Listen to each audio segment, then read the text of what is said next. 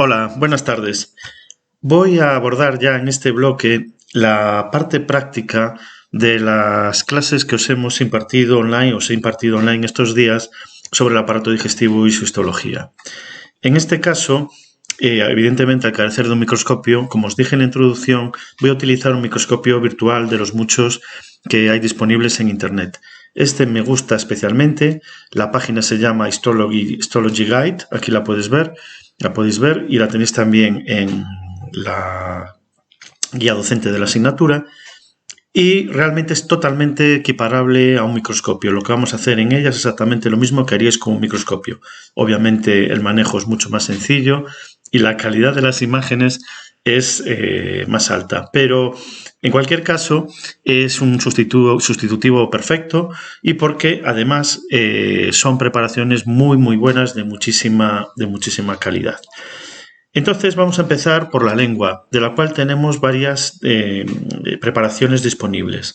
Vamos a empezar por esta preparación completa, en la cual, bueno, os explico también el funcionamiento de la página, porque lo que me gustaría es que vosotros la utilizaseis y la utilizaseis para preparar la práctica, en la cual tenemos una parte izquierda donde podemos ver la preparación y moviéndonos con ratón podemos ir profundizando en la misma, arrastrando con el botón izquierdo podemos desplazarnos en los distintos ejes y bueno, podemos llegar a una profundidad de incluso más de 40 aumentos, es decir, más de lo que podemos normalmente ver en nuestros microscopios de prácticas.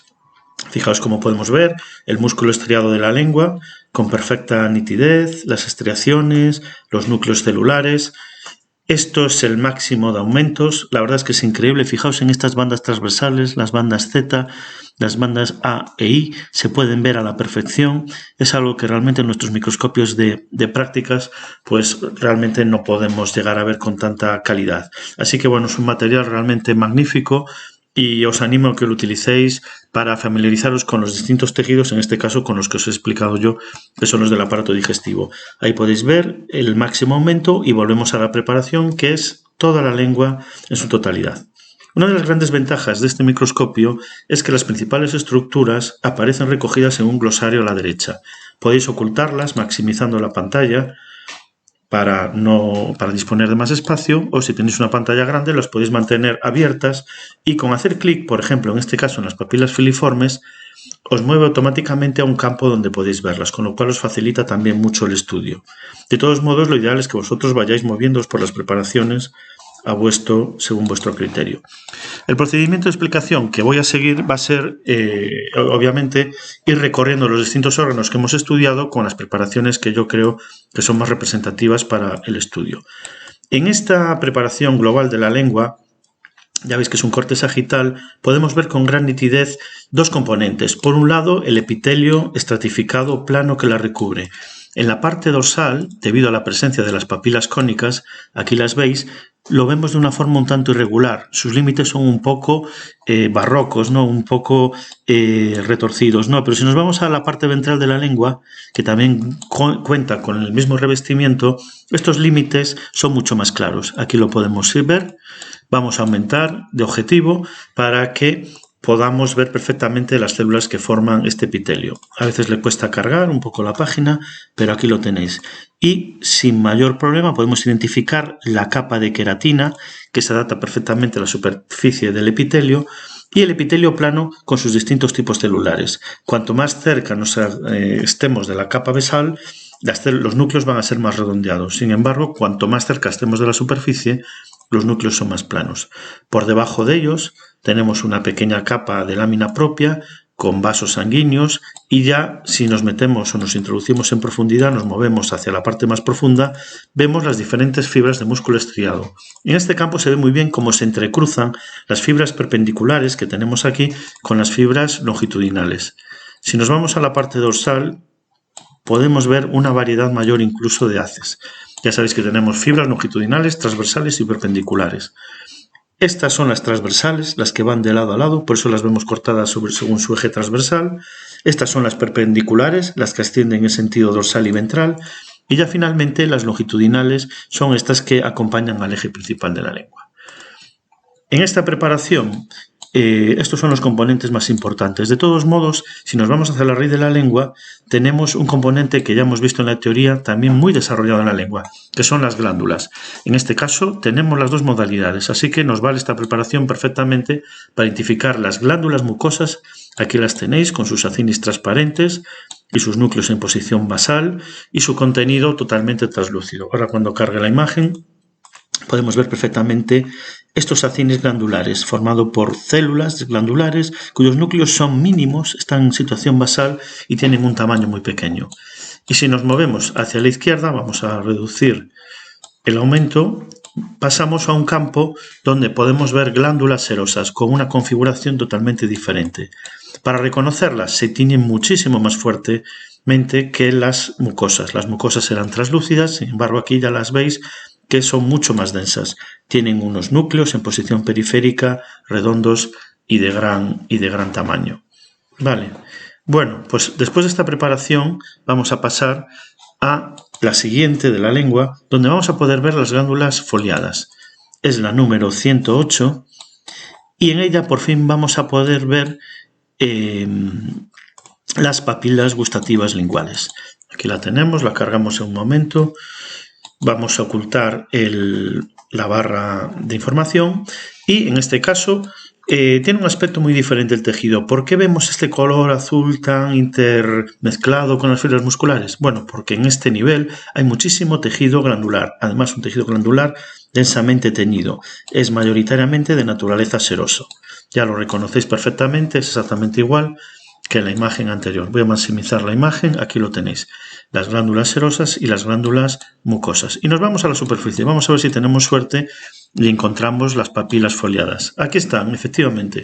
Fijaos, esta elevación de gran tamaño de la mucosa, de la superficie mucosa de la lengua, con esas fibras de queratina y ese epitelio estratificado muy denso dorsalmente. Sin embargo, en las criptas que se forman, nos encontramos con que ese epitelio se ve interrumpido por unas pequeñas estructuras. A pocos aumentos son muy difíciles de reconocer, pero según profundizamos vemos que eso que parece una zona de epitelio menos teñido es realmente una estructura bastante sofisticada. Aquí la veis ya a grandes aumentos. Está cargando y aquí lo tenemos. Es como una cebolla en la cual los núcleos se disponen en posición basal y la porción proximal de esas células, que son células neuroreceptoras y de sostén, como hemos dicho en la explicación, se abren hacia la superficie. Es más difícil encontrar un punto donde coincida el poro. Aquí lo tenemos. En esta zona, fijaos que bien se ve el poro, este orificio por el cual las sustancias químicas, las moléculas que nos transmiten la información del gusto, van a penetrar y activar a los receptores. Por tanto, en esta glándula foliada, que ahora volvemos a ver en menos aumentos, podemos ver con claridad las papilas gustativas. A continuación, vamos a ver una glándula circunvallada. Ya sabéis que son las de mayor tamaño, lo tenemos en la preparación 264 y en este caso se ve el gran tamaño que tiene esta glándula. Fijaos, sin necesidad de introducir mayor objetivo, ya la vemos en la parte dorsal de la lengua. Vamos hacia ella.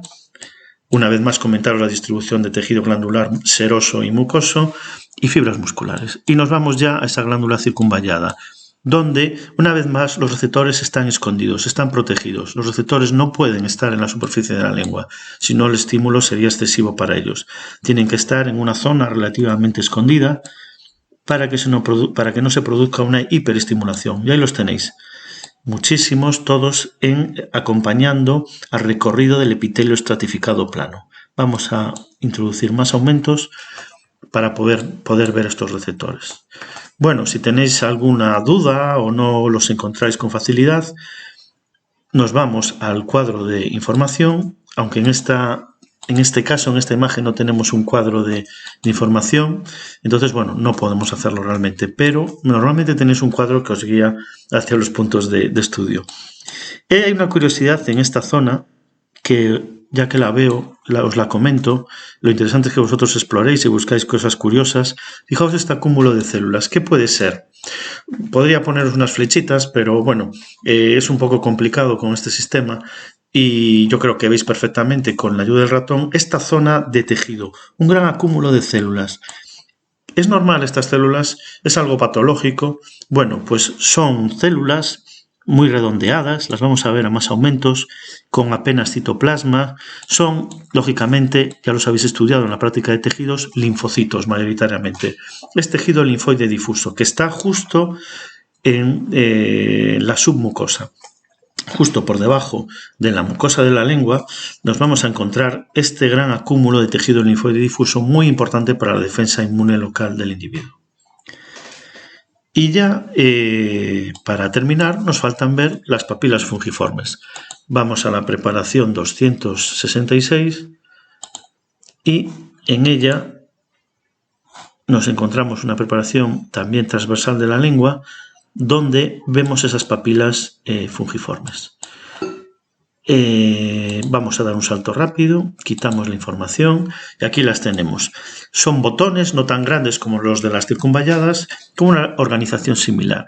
En este caso prácticamente no se ven papilas gustativas, ¿vale? No siempre es fácil encontrarlas y bueno, en este caso pues la preparación que tenemos no las contiene. Y hasta aquí la explicación de la lengua. Pasamos al esófago, donde ya por fin tenemos una estructura tubular que ya conocéis a la perfección. Vamos por la explicación teórica. Vamos a ver un par de preparaciones de esófago. Esta, en primer lugar, es un corte completo del órgano. Y aquí lo tenéis, un esófago completo, y a partir de él vamos a poder profundizar todo lo que queramos para poder ver las distintas estructuras. Pero tal como está es perfecto para ver la organización en capas de una víscera tubular. Acordaos, en primer lugar, en la superficie, la mucosa, con ese epitelio estratificado, plano, en este caso no queratinizado. Ya sabéis que depende de la especie y del tramo. Por debajo de él, en profundidad, una lámina propia, y ya finalmente una capa muscular de la mucosa. Es esta banda ancha que tenéis aquí. Debajo de la muscular de la mucosa tenemos la submucosa, que en este caso se entremezcla con la muscular de la mucosa, no tiene una diferenciación muy clara. Y ya por último, dos capas musculares, una circular interna y otra longitudinal externa. Todas estas estructuras las tenéis aquí marcadas. Por ejemplo, si nos vamos a la submucosa, el programa nos lleva directamente a la zona submucosa. ¿Vale? Bueno, pues, ¿qué es interesante ver? Pues desde luego el epitelio estratificado plano, fijaos en su superficie con células muy planas y según profundizamos células más redondeadas. Y luego ya un poco más en profundidad nos encontramos con la lámina propia y la muscular de la mucosa. Ya por debajo la submucosa y ya finalmente las capas musculares. En preparación se puede ver muy bien unas glándulas que lógicamente son glándulas, por lo que el aspecto que tienen, glándulas mucosas con epitelio claro. Son un poco distintas a las que veíamos en su momento en la lengua, pero fijaos cómo se ve esa estructura que nos recuerda muchísimo a los quesitos, ¿no? del caserío. Ahí tenéis esas porciones que delimitan perfectamente una especie de disco, y ese disco es la glándula acinar, el acino glandular, los núcleos en posición basal. Vale, pues a continuación pasamos ya a las glándulas, a otra preparación del esófago. En este caso es un corte longitudinal, lo cargamos en un segundo, aquí lo tenéis.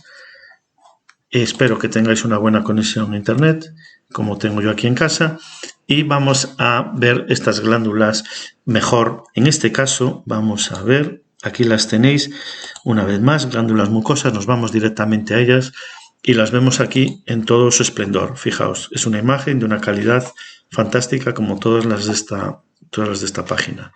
Vemos ahora la estructura en capas del esófago. Una vez más, la capa superficial de epitelio estratificado plano, una pequeña lámina propia, y aquí se ve muy bien, fijaos que a veces nos dan problemas, no solo a vosotros, también a nosotros cuando las vemos, porque depende de la tinción y del plano. En este plano longitudinal se ven muy bien las fibras musculares de la muscular de la mucosa, aquí las tenéis. Por tanto, esto es la mucosa, epitelio, lámina propia y muscular de la mucosa. Y por debajo ya tenemos la submucosa con las glándulas, vasos y nervios. Aquí tenemos, por ejemplo, arterias con una pared muscular muy potente y podemos buscar alguna vena, por ejemplo, en este caso, aquí las tenéis, con una pared mucho más fina. Ya finalmente, las dos capas musculares, longitudinal externamente y circular internamente. Avanzamos en el aparato digestivo y nos vamos al estómago. En este atlas tenemos bastantes preparaciones del estómago, incluso de la unión gastroesofágica, de las diferentes zonas del estómago. Yo me voy a centrar en 3 que creo que son las más claras. Vamos a empezar por esta primera imagen, la 111, que se trata de una tinción de hematoxilina y osina.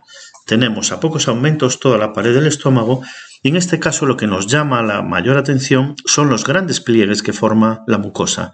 Son pliegues que van a llevar asociados una lámina propia riquísima en tejido secretor, en células glandulares que son responsables de la secreción de los jugos gástricos. Luego las veremos en más profundidad. Por debajo de ellas una pequeña lámina propia, una submucosa y una capa muscular muy amplia. Vamos a aumentar para poder ver todas estas estructuras.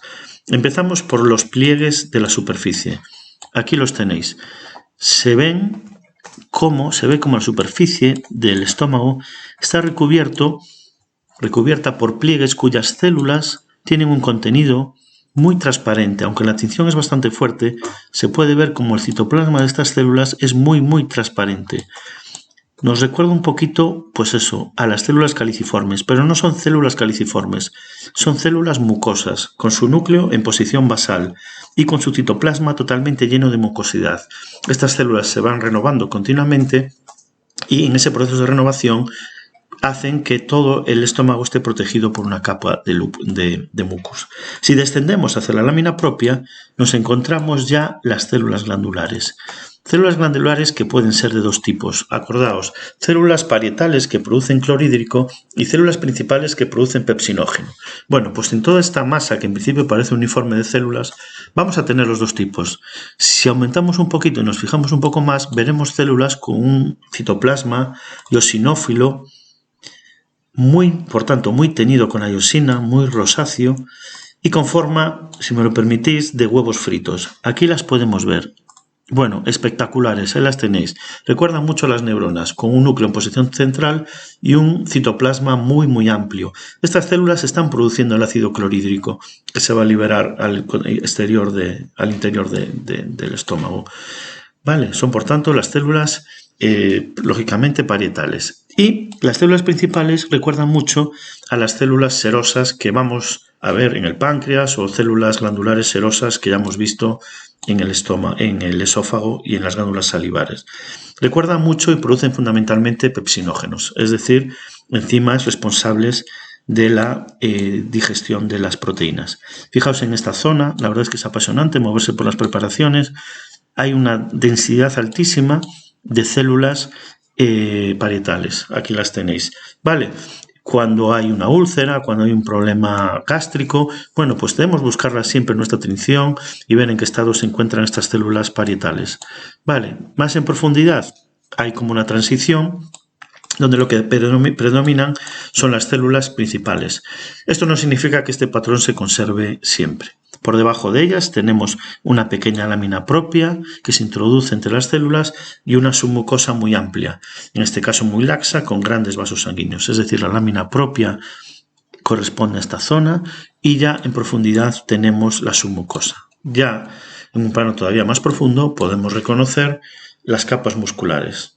Las tenemos aquí muy desarrolladas, circulares, longitudinales, y ya sabéis que en el estómago hay una capa adicional de fibras oblicuas que no vamos a diferenciar, aunque aquí en el guión las tenéis marcadas y simplemente con hacer clic nos enviaría a la zona de interés.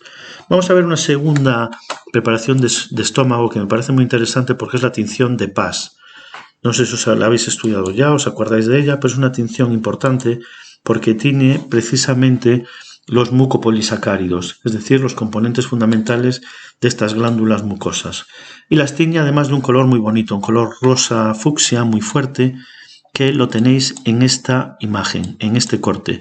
Fijaos, vamos a aumentar bastante y aquello que en la preparación anterior veíamos semitransparente, aquí sale fuertemente teñido.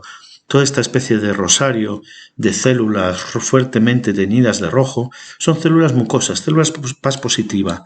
También están en el interior. Esto es algo que con la hematoxilina no podemos distinguir bien. estas células con la hematoxilina y eosina pasan más desapercibidas. Sin embargo, cuando aumentamos y vemos las células parietales y las células principales, vemos un tercer tipo de células adicionales. Son las células mucosas que también están en la profundidad y que ya os digo, solo podemos ver con esta tinción. Y ya finalmente, del estómago, quería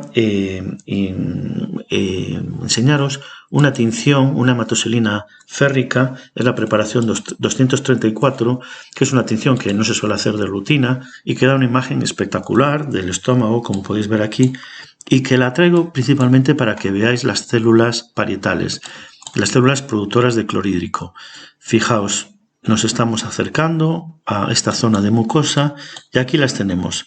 Son realmente muy llamativas en esta tinción. Contrastan de una forma impactante con las células principales. Las principales se tiñen de negro, de gris, muy oscuro, mientras que las parietales salen de blanco con una forma muy llamativa, muy interesante para el reconocimiento del estómago, aunque ya os digo que normalmente no se va a realizar esta tinción. Y pasamos ya al intestino, que es relativamente más sencillo. ¿Por qué? Porque ya conocemos este tipo de preparaciones. Y nos vamos a ir en concreto a la preparación 118. La tenemos aquí. Y me gusta mucho y os la recomiendo porque reúnen de una forma muy bien traída los tres tramos de intestino delgado que debes reconocer: el duodeno, el yeyuno y el ilion. Por la explicación yo creo que ya podrías reconocerlos perfectamente. Acordaos, ¿cuáles eran los aspectos diferenciales de estos tres tramos? Si hacéis un poco de memoria, en el duodeno lo que teníamos era un gran desarrollo de las glándulas serosas, las glándulas de Brunner. En el caso del yeyuno, nos llamaba la atención que carecía prácticamente de glándulas en la submucosa.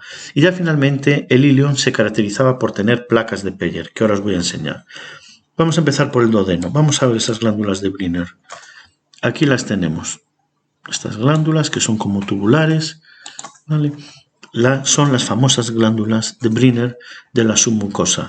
Son muy numerosas, producen muchísima mucosidad y van a ser importantes en esa primera digestión del alimento que procede del estómago.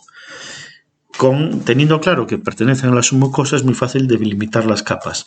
Aquí tenemos la capa mucosa con esta especie, con estas vellosidades tan marcadas, las criptas en su parte ventral, una pequeñísima muscular de la mucosa que marca el límite con la propia submucosa y finalmente las capas musculares. Nos vamos al yeyuno, pues es exactamente lo mismo, pero también con vellosidades muy largas y delgadas, que en este caso forman criptas muy llamativas. Aquí las tenemos, vale, y ya por debajo la muscular de la mucosa, una pequeña submucosa y la capa muscular.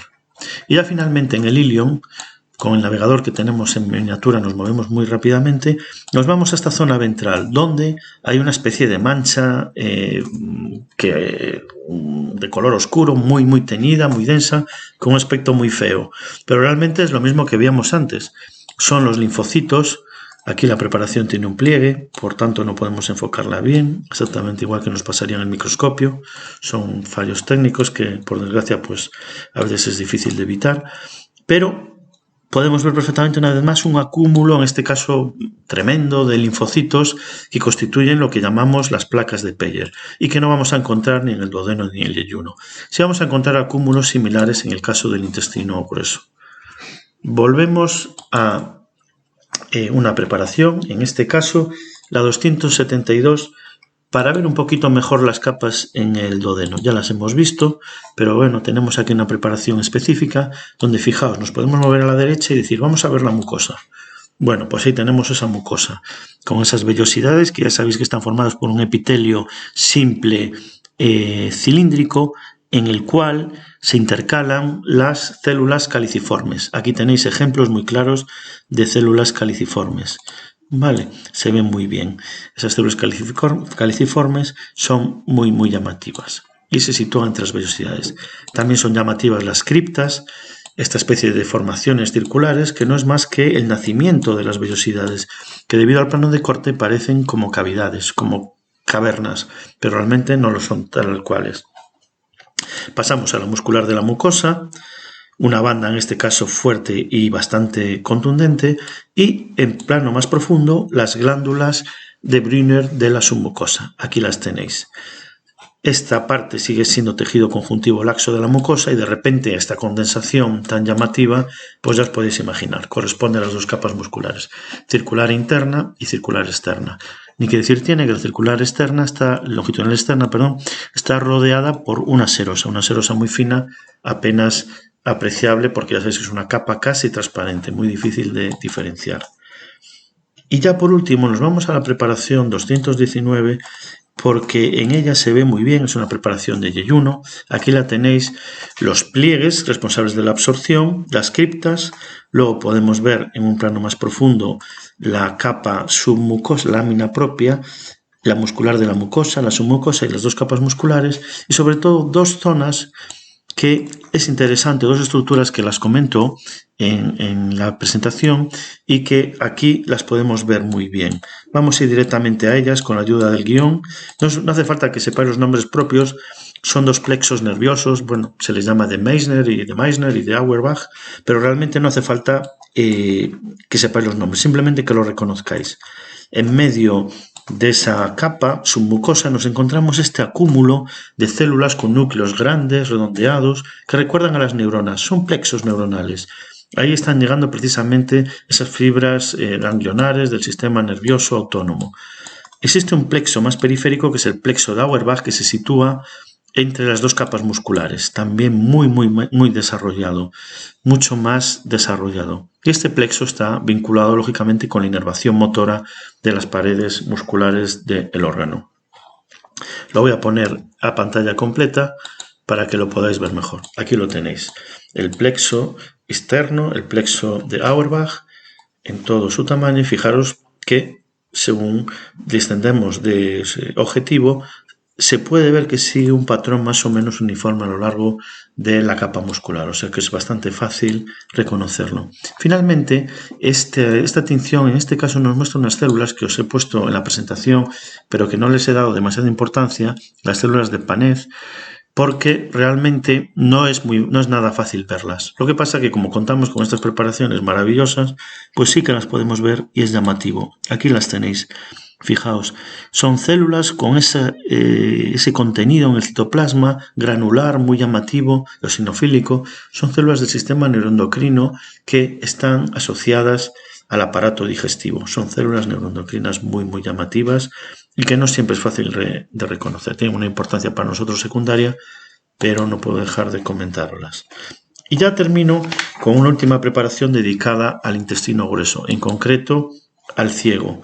Lo podemos ver con el número 275. Aquí un segundo que os lo muestro. Es una imagen del recto, una imagen muy llamativa, donde volvemos a ver pues lo que ya conocéis. Un gran anillo muscular periférico con una capa longitudinal externa y circular interna, una submucosa que emite pliegues hacia el interior y ya una mucosa muy llamativa que vamos a ver a más aumentos. Mucosa de la cual hemos visto en la presentación bastantes imágenes y que por tanto nos va a llamar tanto la atención. Pero fijaos, el gran número de glándulas mucosas que hay en la superficie del epitelio del ciego. Ya os decía en la presentación que son responsables de darle una viscosidad al contenido ya bastante seco del interior del intestino grueso. Aquí las vemos en la superficie de los pliegues que forman la superficie del ciego. Ya no hablamos realmente de microvellosidades porque forman un borde homogéneo en cepillo. Es interesante ya por último reconocer en este intestino grueso las capas. Una vez más, la capa mucosa, la lámina propia, la muscular de la mucosa, la submucosa y las capas circulares. Y también como curiosidad os puedo enseñar acúmulos de tejido linfoide difuso también muy típicos en esta zona. ¿Por qué? Porque el recto está muy próximo al exterior y muchos gérmenes pueden entrar no solo por la boca, acordaos la defensa local que tenía la lengua, sino también por el ano. Y en este caso lo que va a haber es eso, grandes dispositivos, grandes acúmulos de tejido linfoide protegiendo al intestino de la llegada de cualquier patógeno en esta zona tan expuesta. Y con esta imagen tan preciosa termino esta primera práctica dedicada a las vísceras tubulares del aparato digestivo. Gracias por vuestra atención.